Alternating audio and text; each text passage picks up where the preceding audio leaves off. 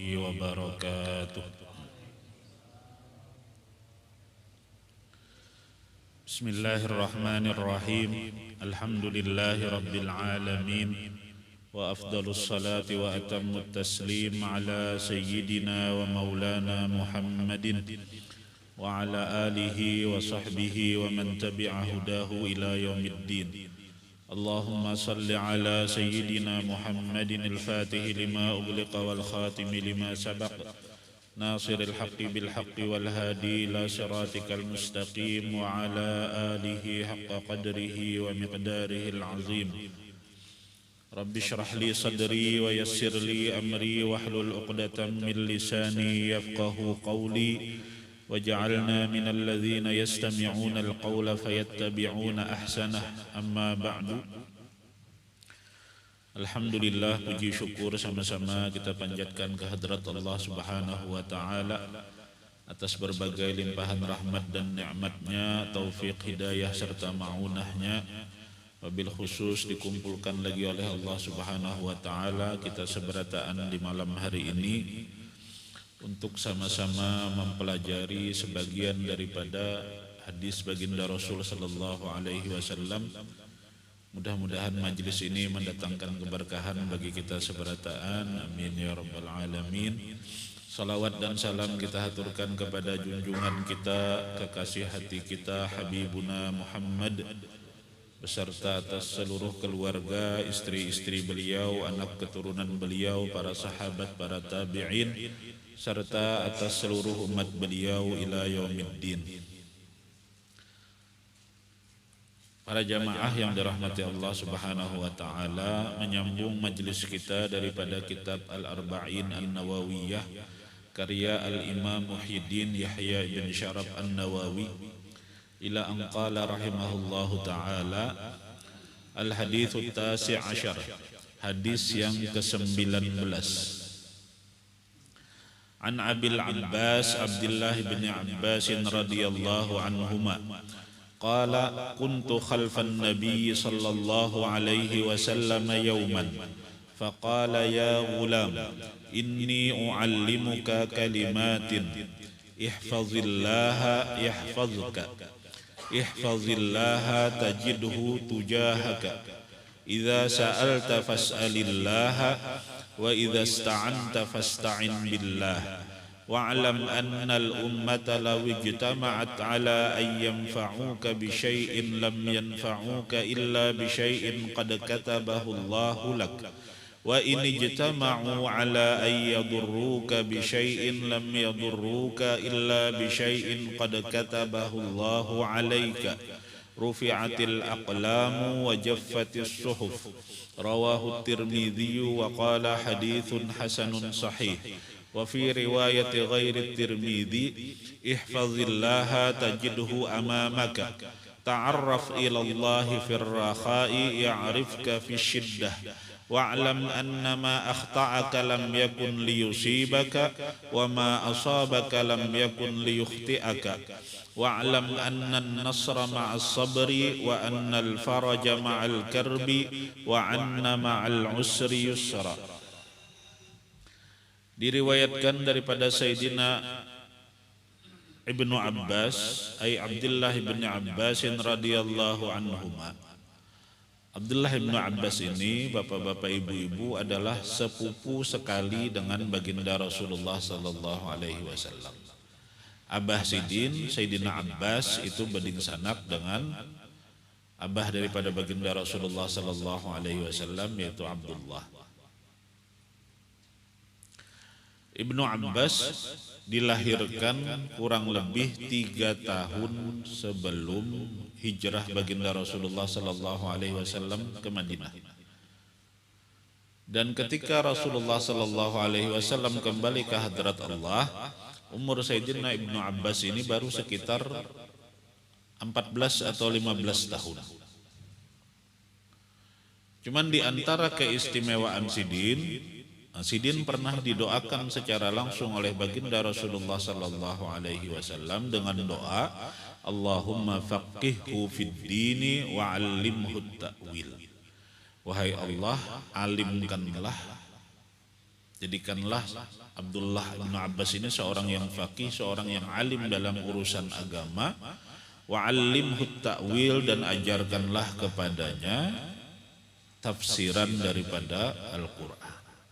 Makanya Sidin bergelar sebagai Turjumanul Quran, atau gelar Sidin yang lain Hibrul Ummah. Satu di antara sahabat yang sangat ahli dalam bidang tafsir Al-Quran. Meskipun usia Sidin masih sangat belia. Pada masa kekhalifahan Sayyidina Umar bahkan didudukkan oleh Sayyidina Umar di antara sahabat-sahabat yang senior. Karena keilmuan Sidin. Jadi keilmuan seseorang itu kadang memandang umur. Jadi Sayyidina Ibnu Abbas ini meriwayatkan Sidin bahwa kuntu khalfan Nabi sallallahu alaihi wasallam yauman ay raqiban khalfahu ala dabatihi. Umpat membonceng lawan Rasulullah sallallahu alaihi wasallam ketika Rasulullah menaiki tunggangan Sidin, hewan tunggangan Sidin. Jadi sambil berboncengan dengan Rasulullah sallallahu alaihi wasallam, lalu Rasulullah memberi nasihat. Ya gulam, wahai kananakan. Gulam itu dalam bahasa Arab di beberapa kitab dijelaskan seorang anak kecil yang sudah disapih, artinya sudah berumur 2 tahun. Kalau di sini disebutkan sampai umurnya 9. Kalau di kitab lain disebutkan sampai usia balik. Jadi dalam bahasa Arab gulam itu kakanakan nang berumur dari setelah disapih, artinya rata-rata 2 tahun. Ada yang mengatakan sampai umur 9 atau 10 tahun, ada yang mengatakan sampai datang baliknya. Nah, di sini disebutkan pada saat kejadian ini, peristiwa ini, umur Sayyidina Abdullah bin Abbas kurang lebih 10 tahun. Wahai kananakan, inni u'allimuka kalimatin. Sesungguhnya aku hendak mengajarkan ikam beberapa perkataan atau beberapa nasihat. Nah, sebelum ulun menjelaskan nasihat-nasihat itu, wasiat daripada baginda Rasul sallallahu alaihi wasallam, yang pertama yang perlu kita ambil pelajaran, perlunya menanamkan ilmu agama, wabil khusus yang berkaitan dengan akidah, karena beberapa wasiat Rasulullah yang akan disampaikan Sidin ini berkaitan dengan akidah. Perlunya kita menanamkan nilai-nilai akidah itu kepada anak keturunan kita sedini mungkin.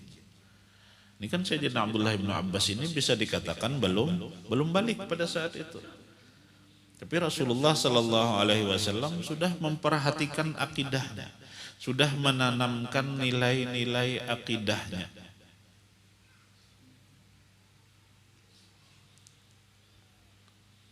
Terlebih anak-anak kita sekarang hidup di zaman digital, di mana begitu cepat informasi-informasi, konten-konten yang belum tentu semuanya itu baik masuk ke otaknya. Nah, di situ perlunya benteng, wabil khusus benteng dalam masalah akidah. Kalau di kampung kita ada madrasah diniyah, masukkan anak pian ke madrasah diniyah. Mungkin sekolahan sore ada sini, Ustaz. Nah, ada sekolah sore, istilahnya sekolah agama, masukkan anak pian, cucu pian. Kalaupun kadada juga ada guru yang bisa melajari, sampaikan ke guru ini. Jangan sampai anak kita balik belum paham sama sekali masalah akidah, masalah keimanan. Kemudian pian sebagai orang tua, pian sebagai wali, berusahalah untuk menghormati dan memuliakan guru yang melajari anak-anak kita. Kada harus memberi hadiah yang berlebihan.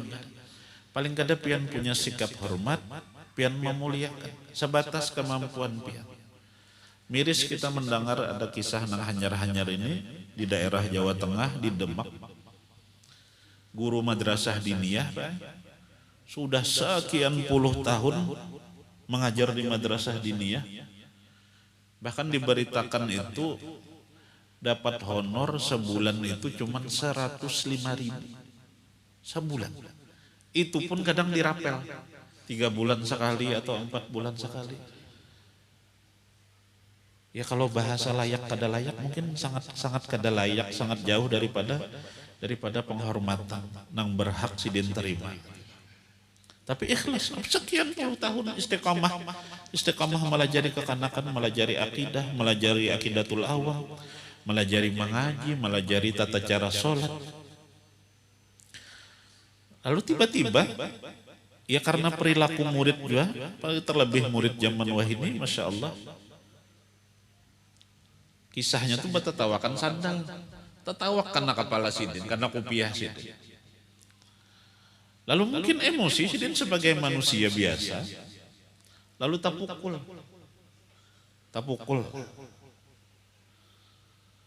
Nang mana itu mungkin di masyarakat zaman dulu dianggap sesuatu nang biasa lah. Guru memukul murid itu dulu dianggap sesuatu nang biasa aja. Bahkan seandainya dulu kita sebagai murid adu lawan kuitan, bah ulun tadi dipukuli guru, maka kuitan itu akan menambahi. Nah cuman sekarang zamannya sudah berbeda, rata-rata kita sudah kada bisa menerima guru bersikap kasar atau keras kepada murid. Ya memang sudah perubahan zamannya. Jadi anak nang terpukul oleh guru ini tadi melapor ke kuitan. Kuitan kada terima. Padahal kuitan ini dulu mengaji lawan sidin juga. Murid sidin juga. Kada terima. Menuntut denda 25 juta. 25 juta. Kada ada bisi duit saya itu aja sidin. Akhirnya terpaksa menjual kendaraan. Demi menutupi denda ini. Karena kalau kada dibayari ancamannya dipolisikan orang. Akhirnya dibayar ya, dijual kendaraan dibayari. Ya di satu sisi kita bisa mengatakan mungkin sidin khilaf. Artinya kita kada membenarkan juga di zaman sekarang guru sampai memukul murid. Tapi yang jelas kita miris banar itu kayak apa adab seorang kuitan murid terhadap gurunya. Sudah jauh mana berbeda lawan adab-adab orang tua kita terdahulu. Kayak apa anak ini mendapatkan keberkahan ilmu kalau orang tuanya aja lawan peguruan anaknya kayak itu. Jauh hendak memuliakan. Kada pernah mau tahu guru ini tercukupikah sudah kebutuhan rumah tangga sih. Kada mau peduli. Malah menuntut. Nah ini sesuatu yang sangat kada pantas kita tiru. Mudah-mudahan kita bisa lebih baik dari itu. Kita belajar memuliakan guru-guru yang melajari anak kita. Sebatas kemampuan kita. Mudah-mudahan dengan itu Allah memberikan futuh bagi anak-anak kita.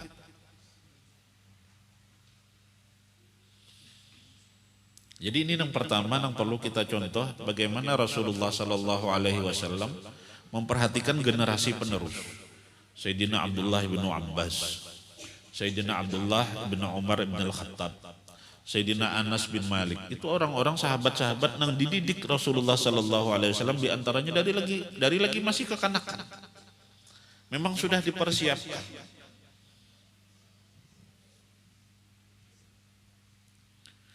Jadi Rasulullah Sallallahu Alaihi Wasallam pertama berwasiat lawan Sayyidina Abdullah bin Abbas, ihfazillaha yahfazka. Jagalah Allah. Apa artian menjaga Allah itu? Ai i'rif hududahu waqif indaha. Ketahuilah atau kenalilah batasan-batasan yang ditentukan oleh Allah. Oh ini boleh, oh ini kada boleh. Waqif indaha dan stop pada batasan itu. Apabila boleh maka itu kita kerjakan, apabila jelas kada boleh maka jangan sekali-kali menerobos. Waltazim faraidahu, dan lazimilah apa-apa yang difardukan oleh Allah Subhanahu wa taala. Walazim taqwahu, dan lazimkanlah untuk senantiasa bertakwa kepada Allah Subhanahu wa taala, bi fi'li ma amara bihi wa tarki ma naha anhu, dengan mengerjakan segala yang diperintahkan oleh Allah dan meninggalkan segala yang dilarang oleh Allah. Artinya kita jaga bujur-bujur rambu-rambu syariat. Apa yang dibolehkan Allah kita gawi, apa yang diperintahkan Allah kita kerjakan, apa yang dilarang Allah, maka jangan sekali-kali menggawinya. Apabila kita mengerjakan seperti itu, balasannya adalah yahfazka, ay yasunuka wa yahmika min nafsika wa ahlika wa dinika wa dunyak.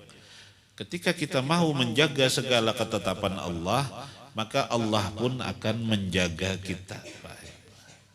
Allah menjaga kita dalam artian Allah menjaga keimanan kita. Allah menjaga diri kita. Allah menjaga keluarga kita. Allah menjaga kita dalam urusan dunia dan urusan akhirat. Allah memberi kita harta, maka Allah jaga kita itu dengan jangan sampai harta itu melalaikan kita. Allah memberi kita kesehatan, Allah jaga diri kita agar jangan sampai kesehatan kita itu melalaikan kita dari Allah. Allah beri kita kesenangan-kesenangan di dunia, tapi Allah jaga juga kita agar jangan sampai kesenangan itu melalaikan kita. Itu artinya Allah menjaga kita.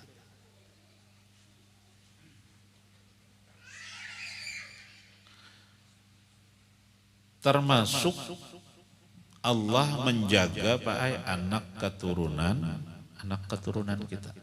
Ketika kita mau menjaga apa-apa nang diwajibkan Allah untuk kita menjaganya. Kalau nang secara spesifik kan diantaranya dalam Al-Quran kita diperintahkan hafizu ala salawati was salatil wusta. Kita diperintahkan untuk menjaga kewajiban sholat 5 waktu. Jangan sampai telalaikan. Kemudian yang kedua kita disuruh menjaga kemaluan kita. Jangan sampai terjatuh kepada nang haram. Di antaranya lagi wahfazu aimanakum. Ketika kita sudah melakukan sumpah, maka kita disuruh menjaga sumpah kita itu. Nah, pian-pian misalnya ada nang beisian jabatan. Lalu ketika pian dilantik untuk menjabat itu, pian diminta bersumpah dulu, maka wajib pian menjaga sumpah pian itu, menjalankan sumpah pian itu. Tapi secara umum ya segala yang diperintahkan Allah untuk kita jaga, maka harus kita jaga. Balasannya Allah menjaga kita, termasuk Allah menjaga keturunan kita. Allah wakilakan kepada kita itu malaikat-malaikat lahu mu'aqibatun min baini yadayhi wa min khalfihi yahfazunahu min amrillah. Ada malaikat yang Allah perintahkan silih berganti. Min baini yadayhi ada yang di hadapan kita, wa min khalfihi ada yang di hadapan kita, yahfazunahu min amrillah, yang mana mereka itu menjaga kita atas dasar perintah dari Allah Subhanahu wa taala. Atau bahasa gampangnya masih sama dengan berkaitan dengan hadis di bulan yang semalam, kita bujur-bujur bertakwa. Apabila kita bertakwa, jangankan hidup kita, insya Allah hidup anak keturunan kita pun tak umpat nyaman.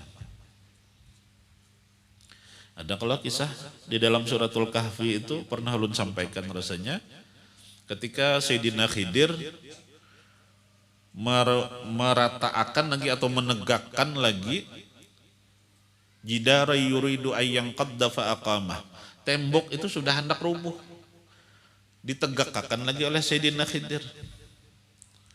Lalu Sayyidina Musa bertakun, qala law syi'ta lattakhadta alaihi ajra. Kenapa kada minta upah? Kenapa? Kada minta upah.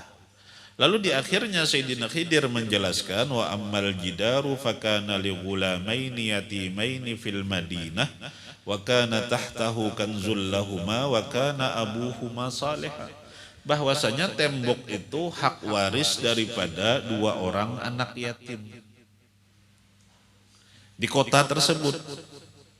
Wa kana tahtahu kanzul lahuma, di bawahnya itu ternyata ada harta peninggalan.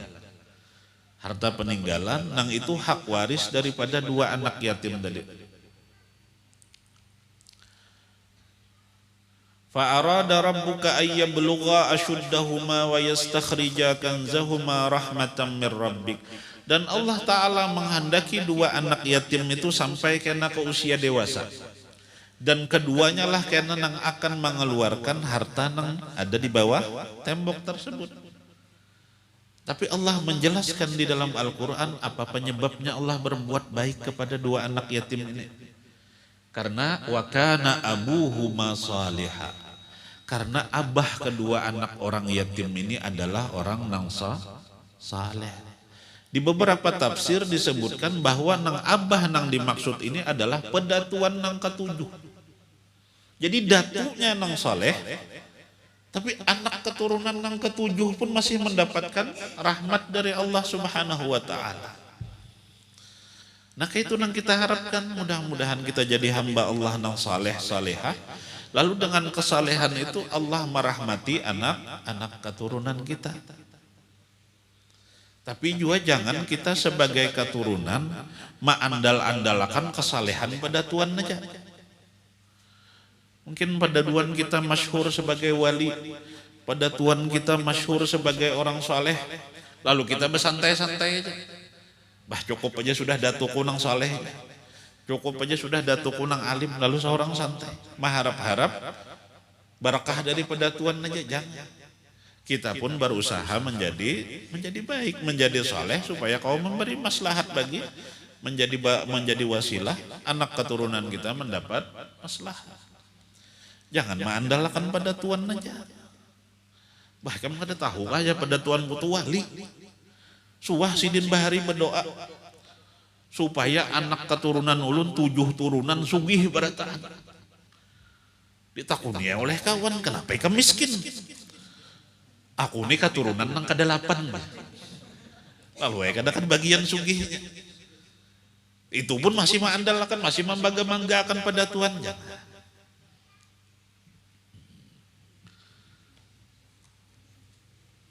Kemudian Rasul sallallahu alaihi wasallam melanjutkan, ihfazillaha tajidhu tujahaka. Jagalah segala ketetapan Allah, maka niscaya engkau akan mendapati Allah di hadapanmu. Artinya Allah akan senantiasa membersamai. Artinya segala kesusahan hidup kalau kita bersama dengan Allah akan lawas. Segala permasalahan hidup apabila kita bersama dengan Allah atau Allah membersamai kita akan segera dapat kemudahan. Idza sa'alta fas'alillah. Apabila engkau meminta sesuatu, baik itu urusan duniawi ataupun urusan akhirat, mintalah kepada Allah. Kada bolehkah meminta lawan manusia? Nah, dalam batas-batas tertentu kada boleh. Contoh, kita garing malah Allah timpakan kita penyakit. Maka nang wajib pertama adalah kita mempunyai keyakinan tidak ada nang kawa menyembuhkan kecuali Allah Ta'ala. Kada ada manusia, kada ada makhluk nang punya kuasa untuk menyembuhkan kecuali Allah Ta'ala. Kalaupun makhluk, maka itu makhluk nang diberi izin oleh Allah Subhanahu wa Ta'ala. Seperti Nabiullah Isa alaihi salam, ayubri'ul akmaha wal abrasa biiznillah. Ketika Rasulullah sallallahu alaihi wasallam mengembalikan mata Sayyidina Abi Qatadah nang sudah keluar, tak keluar sudah dari cangkangnya, dikembalikan oleh Rasul sallallahu alaihi wasallam, itu pun dengan izin Allah. Nang punya kuasa untuk menyembuhkan itu Allah. Maka kita meminta kesembuhan hanya kepada Allah. Kita meminta taufik dan hidayah hanya kepada Allah. Kita meminta kebahagiaan dunia dan akhirat hanya kepada Allah. Jadi apa jua pun hajat kita, baik urusan duniawi, minta itu lawan Allah dulu. Kalaupun lalu kita perlu pertolongan manusia, hanya minta lawan manusia.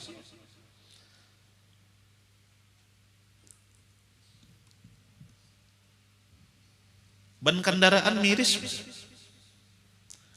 minta dulu lawan Allah Ta'ala. Ya Allah Ta'ala, ini ban kendaraan ulun miris, ulun minta kemudahan dulu dari dia. Hanya mencari tukang tambal. Sama tadi ketika kita garing, minta dulu lawan Allah Ta'ala. Ya Allah, ulun minta kesembuhan lawan pian. La syifa'a illa syifa'a, karena dan engkau menyembuhkan kecuali pian. Dan Allah Ta'ala memerintahkan kita untuk berikhtiar. Lalu kita datang ke mantri, kita datang ke dokter, lalu kita menabus obat, lalu kita meminum obat sebagai bentuk ikhtiar. Tapi jangan pernah mempunyai keyakinan bahwa obat nang menyembuhkan. Jangan pernah punya keyakinan bahwa dokter tertentu ini nang menyembuhkan atau dokter ini lebih ampuh dari dokter nang lain. Iktikadnya harus bulat 100% bahwa nang kawa menyembuhkan Allah. Sampai Rasulullah Sallallahu Alaihi Wasallam itu melajarakan, mintalah segala sesuatu lawan Allah Ta'ala. Urusan sandal japit nih pagat Pak. Sandal japit nih pagat.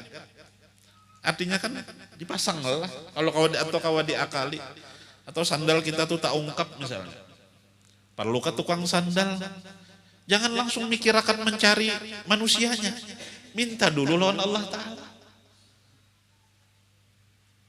Minta dulu lawan Allah Ta'ala. Ya Allah, ini sandal ulun tak ungkap. Tolong pian mudahkan. Atau hendak minta ganti akan dulu lawan Allah Ta'ala. Nah itu maksudnya minta lawan Allah Ta'ala. Bukan berarti terlarang kita meminta pertolongan manusia. Di kalimat berikutnya kan wa idzasta'anta fasta'in billah. Apabila minta pertolongan pun minta pertolonganlah lawan Allah Ta'ala aja. Lalu pang kada bolehkah kita minta pertolongan lawan manusia? Boleh. Tapi dahulukan Allah. Minta itu lawan Allah dulu. Mohon maaf misalnya na'udzubillah ada rumah kebakaran. Rumah kita misalnya menyala sudah api. Minta dulu lawan Allah Ta'ala. Ya Allah, ini takdir pian. Ulun minta pian teringankan atau pian mudahkan. Hanya kita mau hubungi pemadam. Atau minta pertolongan lawan tetangga. Jangan ketika itu terjadi kita malah kan ingat lawan Allah. Langsung abut mencari pertolongan lawan manusia. Nah itu nang kada boleh. Artinya kita menyandarkan harapan kita lawan manusia. Itu nang kada boleh.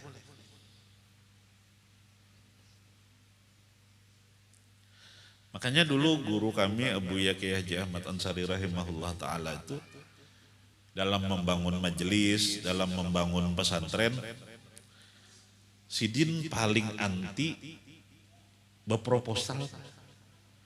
Karena kan proposal itu bukan sepenuhnya salah kada, tapi proposal itu bisa dikatakan ya bentuk kita minta tolong lawan manusia lah.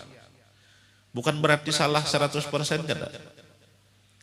Nang dikhawatirkan itu lalu hati kita tak harap-harap lawan kebaikan manusia. Itu jangan nang dijaga bujur itu adalah jangan sampai hati kita tak harap-harap lawan kebaikan manusia. Aku minta lawan si anu paling kedema wae kalau 10 juta membari. Aku minta lawan si anu Bahkan Sidin Tulun pernah mendengar seorang beberapa kali ada orang-orang muhibbin Sidin yang dekat lawan Sidin, orang-orang sugih. Buya, pian hendak perlu apa aja, pian perlu pasir, pian perlu semen, pian perlu apa aja, bapadah aja. Sampai ditawari ke itu. Itu pun tidak pernah mau bapadah. Kalau orang hendak memberi itu, inya nang antar aja sih. Bahkan pernah dijanjikan waktu peretakan batu pertama di salah satu pondok itu, ada salah satu pejabat menjanjikan ulun menyumbang 100 juta. Dihadang-hadang, kada jua mah antar. Jadi jar murid-muridnya kita tagih kamu ya, dosa di sini. Bilanya memang hendak memberi bisa ya, sampai ke sini duit tuh. Artinya memang bertawakal itu sepenuhnya lawan Allah Ta'ala. Kadang mengharap-harap kebaikan manusia. Tapi bukan berarti kita kada boleh mengajak kepada kebaikan, boleh aja. Mengajak kepada kebaikan boleh. Tapi jangan kita lalu mengharap-harap kebaikan orang itu. Mengharap-harap kebaikan dari orang tersebut. Kita mengharap lawan Allah Ta'ala aja. Mun Allah Ta'ala hendak mudah baik menggerakkan hati manusia itu. Ulun tahadus bin ni'mah, rezeki di pondok kami, sekitar seminggu nang lalu, ada orang menelpon, Ustaz minta nomor rekening yayasan, ada hendak membantu sedikit kesan pembangunan. Tanpa ulun meminta sama sekali, tidak pernah meminta.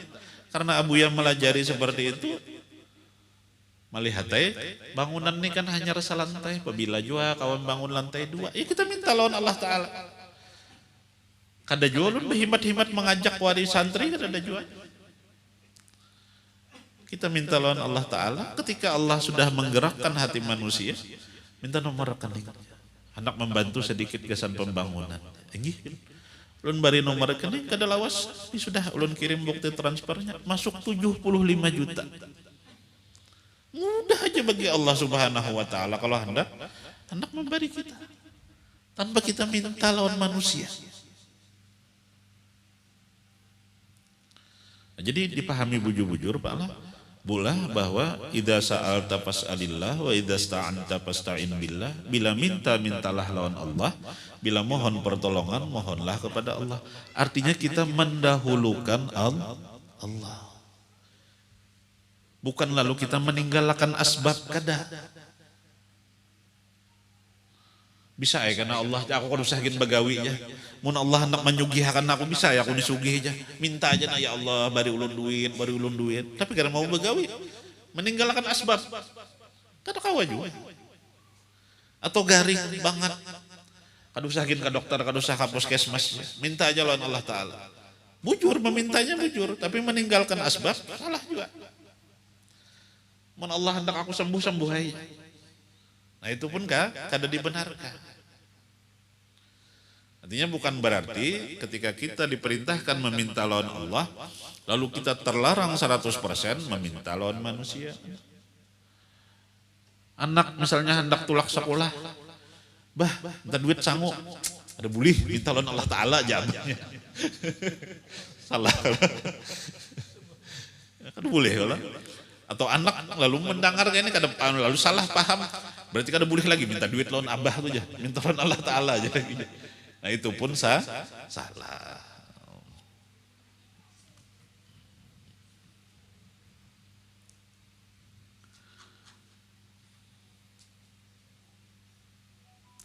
Jadi yang terlarang itu kita menyandarkan harapan, kita mengharap-harap kebaikan manusia. Karena seluruh kebaikan itu sejatinya dari Allah. Dan kita mengharapnya pun hanya kepada Allah. Datang Mbak Elang ke sini. Kalau pina diberi makan minyaknya, harap-harap sudah. Datang Mbak Elang ke sini. Kalau pina diberinya duitnya, harap-harap lawan manusia. Nah itu nang kada boleh. Wa'lam dan ketahuilah ya Rasul sallallahu alaihi wasallam annal ummah, sesungguhnya seandainya seberataan manusia lawi jetama'at berkumpul seberataan ala ayyam fa'uka bisyai'in untuk memberi manfaat kepada engkau dengan satu apa jua pun, lam yanfa'uka, maka kada akan bisa memberi manfaat kepada engkau illa bisyai'in qad katabahu Allahu lak, kecuali dengan sesuatu yang memang sudah Allah tetapkan untuk engkau. Nah, ini kan bahasannya bahasan takdir, Pak. Guru banyak bisian murid, lalu murid ini seberataan himung hendak memberi manfaat atau hendak menghadiahi sesuatu lawan guru. Kita tukarkan guru tuh handphone misalnya, pina buruk sudah handphone sidin, berkumpulan muridnya, berkumpulan sedikit seorang. Belum lagi sampai ke tangan guru, gugur handphone tuh, hancur atau hilang kan misalnya. Padahal ini sudah berkumpul, sudah bersepakat, sudah berikhtiar hendak memberikan manfaat bagi guru ini. Tapi ternyata itu kada ditetapkan Allah bagi guru tersebut, kada akan sampai. Kada akan sampai. Kebaikan apa jua pun yang disiapakan oleh manusia gesan kita. Bahkan seandainya seluruh manusia berkumpul hendak memberikan kebaikan kepada kita, suatu kebaikan kepada kita, tapi Allah kadang mentakdirkan itu untuk kita, maka kada akan sampai. Kada akan dapat manfaatnya kita. Begitu juga sebaliknya, wa ini jitama'u, seandainya manusia itu berkumpul ala ayyadurruk, untuk memberikan kita mudarat, bisyai'in, apa juga pun mudaratnya itu, hendak memukuli kita, atau hendak berbuat jahat lawan kita, atau hendak memfitnah kita, apa juga pun mudaratnya itu, lam yadurruka, niscaya mereka tidak akan bisa memberikan kalian mudarat, memberikan mudarat kepada engkau, illa bisyai'in qad katabahu Allahu alaika, kecuali dengan sesuatu yang sudah ditetapkan Allah atas engkau. Jadi bisa kita pahami Pak lah, ketika kita mendapatkan kebaikan dari manusia, Habib misalnya menghadiahi ulun sesuatu, ulun wajib berterima kasih. Tapi terlebih dahulu ulun wajib bersyukur lawan Allah Ta'ala. Karena tidaklah kebaikan dari Habib ini sampai kepada ulun, kecuali itu memang sudah ditetapkan Allah Ta'ala bagi ulun. Jadi ulun harus utama itu berterima kasih dulu lawan Allah Ta'ala. Lalu mengucapkan terima kasih lawan yang menjadi wasilah kebaikan Allah itu sampai kepada ulun. Jangan kita berterima kasih berhikmat kepada manusia, kada bersyukur lawan Allah Ta'ala. Nah kayak itu juga ketika manusia hendak memberikan mudarat kepada kita. Kada usah banyak-banyak seikung orang aja hendak memukuli kita. Atau mohon maaf misalnya sarik luar biasa lawan kita lalu hendak menimpas kita.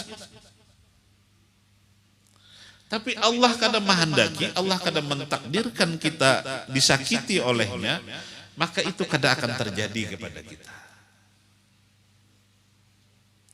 Kita pahami sebaliknya, bahwa segala kemudaratan yang ditimbulkan oleh manusia kepada kita, tidaklah itu terjadi kepada kita, kecuali juga atas izin Allah. Jadi kita kadang mendendam lawan manusia, kita kadang membenci lawan manusia sepenuh hati kita. Karena kita meyakini hakikatnya ini pun terjadi karena takdir Allah. Jadi bila kita punya keyakinan yang bujur terhadap takdir, hidup kita tuh Pak lalu optimis. Kita kadang ada merasa takut. Ketika kita dapat nikmat dari Allah, kita bersyukur, ya Allah ini nikmat dari pian, wasilahnya melalui hamba-hamba pian. Kayak itu juga kita kada takut manusia akan memberikan mudarat kepada kita. Karena seandainya kena mudarat juga pun kita, menimpa hal-hal yang kada nyaman atas kita dari sikap manusia kepada kita pun kada berkecil hati, kita pun kada kecewa, karena kita menerima bahwa ini pun ketetapan Allah. Tapi sekali lagi bukan lalu kita melepasakan lawan asbab. Karena Allah menciptakan di alam dunia itu hukum sebab akibat. Kadang kau menyakiti kuni jamun Allah kada mengizinakan. Pian tantang bakal lahir orang sekampungan. Kadang kawan yang memberi aku mudarat, kadang kawan yang kau menyakiti aku. Qul la yusibana illa ma kataballahu lana. Kalau Allah kada berkehendak kada akan kawan. Pian boy orang sekampungan bakal lahir. Tetap pian nah. Kadang kawan yang memberi mudarat bahkan api. Allah menciptakan api itu mempunyai sifat panas dan membakar. Itu sunnatullahnya. Bila bersentuhan sesuatu lawan api maka terbakar. Lalu hendak mau uji ilmu hakikat. Adanya. Mun kada Allah mengizinkan api ini kada akan membakar. Pian sorong tangan di atas api. Kira-kira terbakar kada? Tetap terbakar. Karena itu memang sunnatullahnya. Jadi keimanan lawan takdir itu satu perkara, tapi kadang meninggalkan hukum asbab. Rasulullah Sallallahu Alaihi Wasallam itu orang yang paling dicintai oleh Allah. Nang Allah berjanji, wallahu ya'simuka minan nas. Allah nang memelihara Rasulullah itu dari keburukan segala makhluk. Tapi apa lalu sidin melepas dengan asbab? Ketika berperang lawan musuh, tetap sidin pakai baju besi.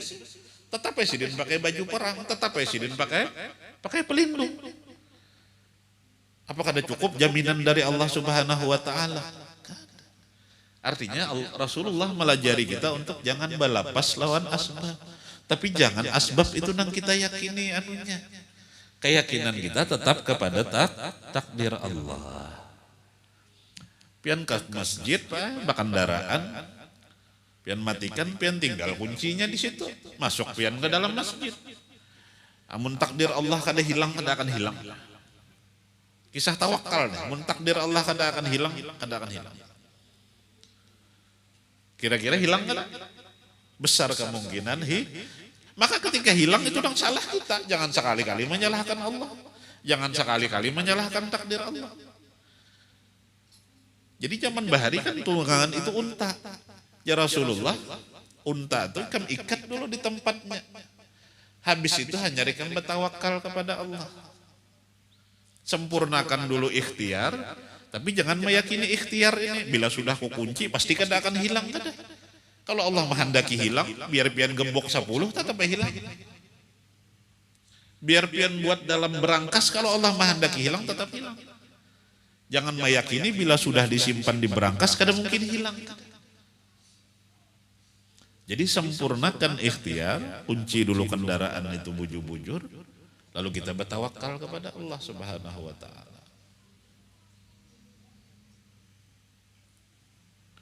Rufi'atil aqlamu wa jaffatis suhuf.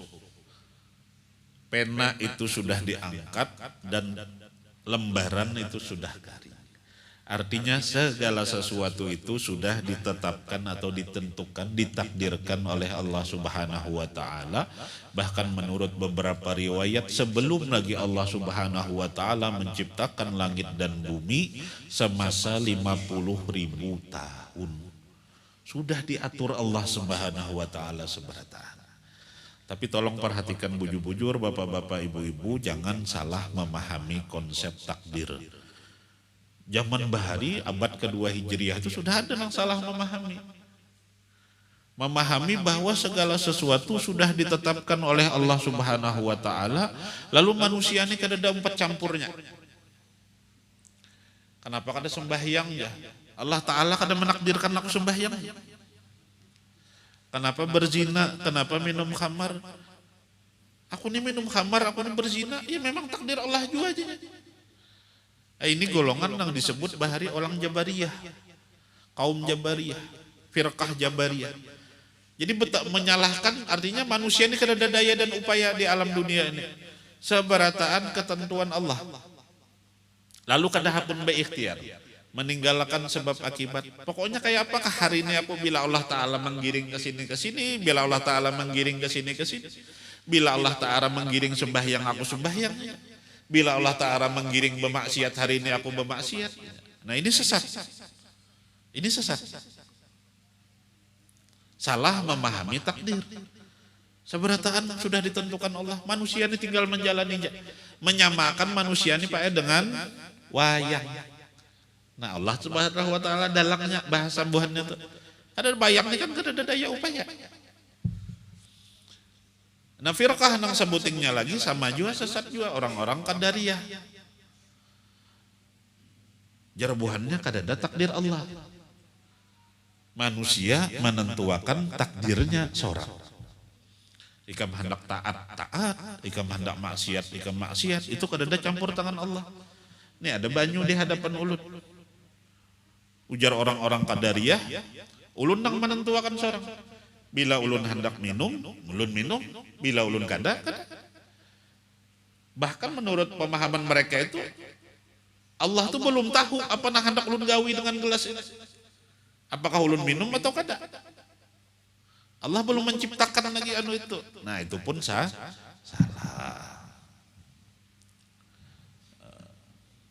Ma asaba min musibatin fil ardi wala fi anfusikum illa fi kitabim min qabli an nabra'aha.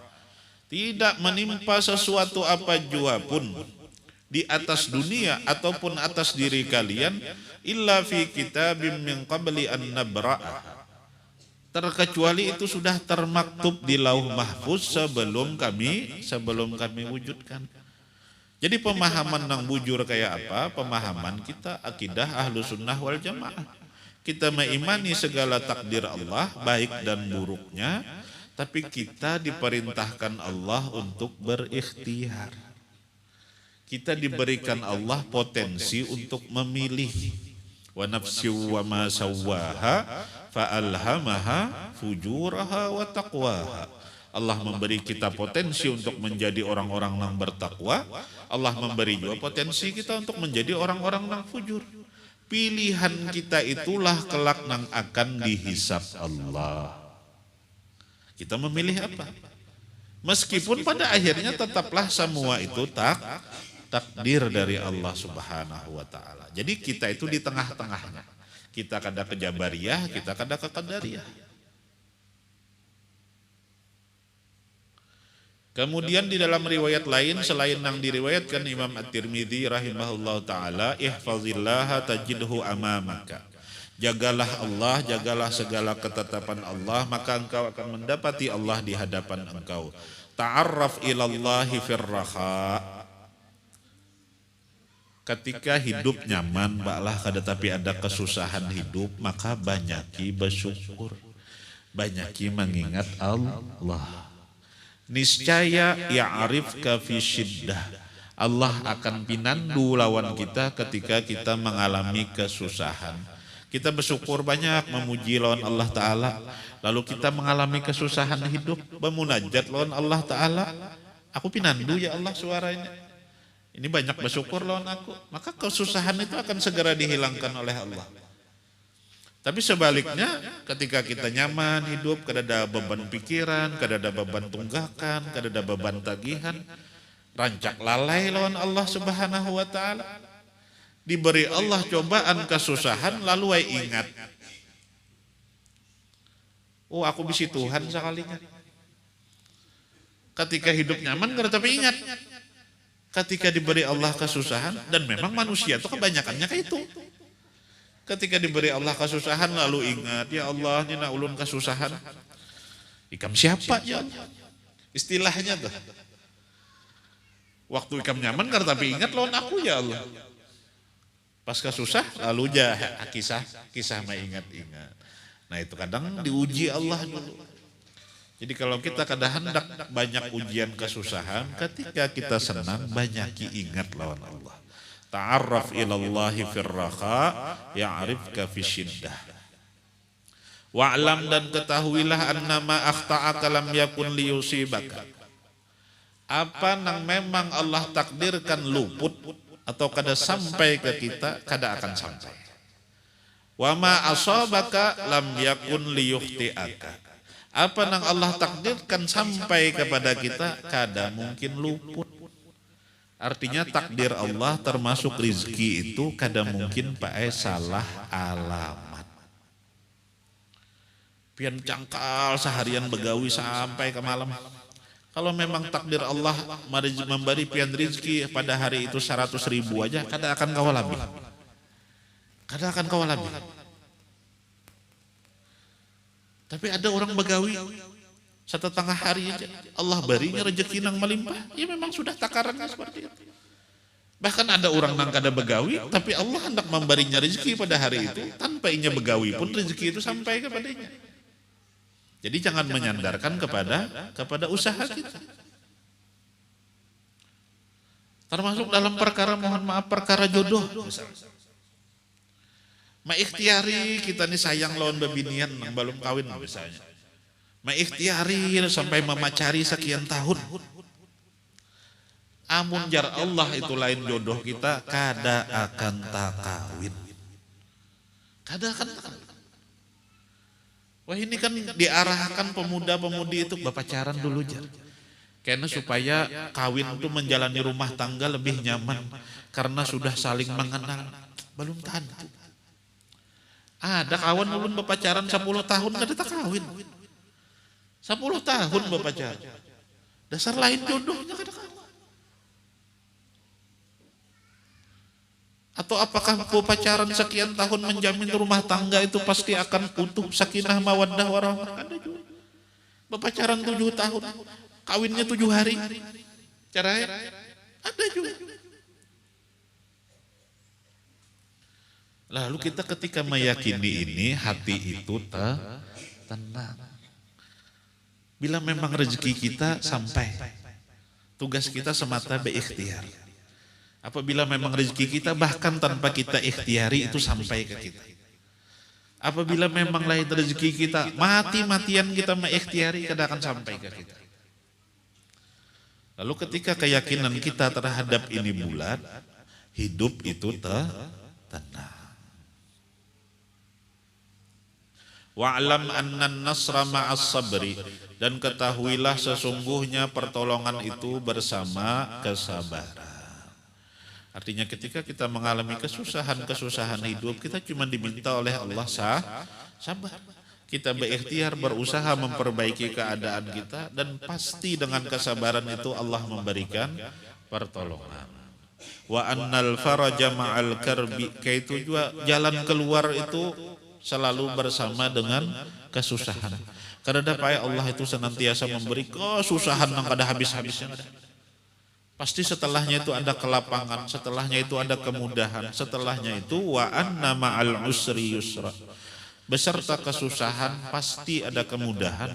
Bahkan disebutkan satu kesusahan itu Allah memberikan dengannya itu dua kemudahan.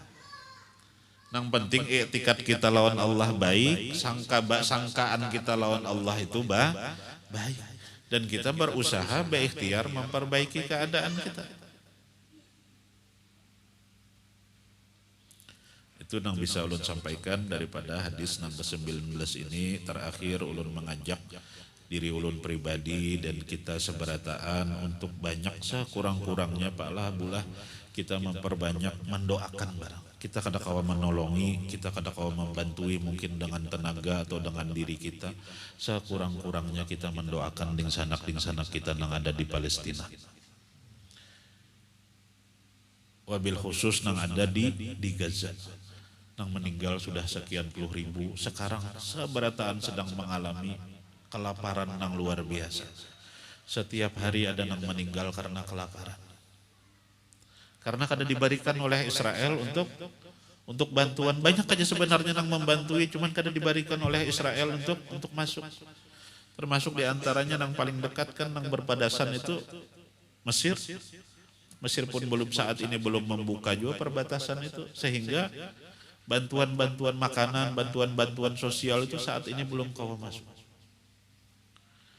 Dan mereka ini Pak saudara kita. Saudara seagama lawan kita. Wajib sekurang-kurangnya kita tuh mendoakan.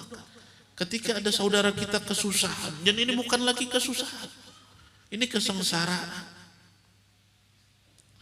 Wajib sekurang-kurangnya kita tuh memikirkan lalu mendoakan. Man lam yahtamma bi amril muslimin falaysa minna.